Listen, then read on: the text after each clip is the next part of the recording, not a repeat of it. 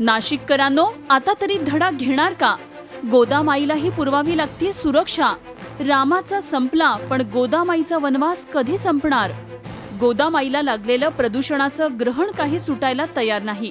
अगदी पुरातन काळापासून अनेकांचं पापक्षालन करणारी गोदामाई स्वतः मात्र पापियों के पाप धोते खो गई।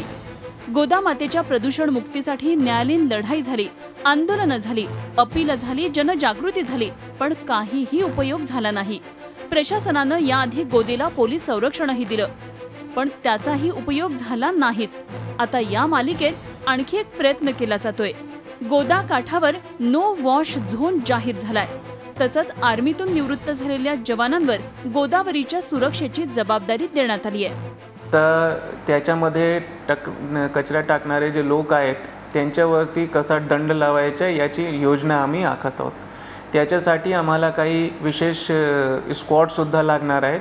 त्याच्यासाठी आम्ही डॉकेट ठेवणार महासभेमध्ये आणि मला पूर्ण खात्री आहे की महासभा त्याला मंजुरी देणार। देशाचं संरक्षण करणारे जवान आता गोदेच्या संरक्षणासाठी सरसावले आहेत। याचं सर्व थरातून स्वागत केलं जातंय। याआधी 30 पोलीस आणि 4 PSI यांचा बंदोबस्त गोदेला देण्यात आला होता, मात्र पोलीस कुठेच दिसत नाहीत, त्यामुळे नाराजी व्यक्त केली जाते।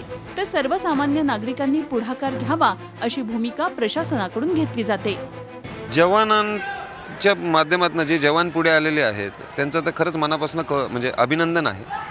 ॲप्रिशिएबलच गोष्ट आहे। महापालिकेने गोदावरी प्रदूषणासाठी काहीतरी विचार केलेला आहे, मुक्तीसाठी। आयुक्त साहेब हे जे निर्णय घेत आहेत हे कौतुकास्पद आहे, पण त्यांनी कोर्टाच्या आदेशांचं पूर्णपणे पालन करावं हीच आमची इच्छा आहे। आमची जी जिम्मेवारी आहे ते आम्ही नक्की याच्यात करू आणि आत्ताचे मुद्दा आपण काढतोय, कारण कोणी आमच्याकडे आत्तापर्यंत आले नाही की बंदोबस्त दिला नाही किंवा कारवाई करत नाही, पण नक्की आम्ही काढू कुठे कुठे करायचे आहे। तिकडचे लोकांना इन्व्हॉल्व करू त्याच्यात आणि त्यांचीही मदत घेऊ।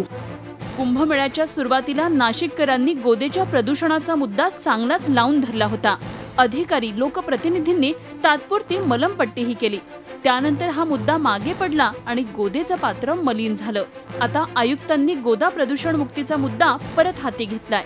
त्याला सत्ताधारी भाजप कशी साथ देणार याकडे लक्ष लागलंय। मुकुल कुलकर्णीसह ब्युरो रिपोर्ट, झी मीडिया, नाशिक। झी 24 तास रहा एक पाऊल पुढे।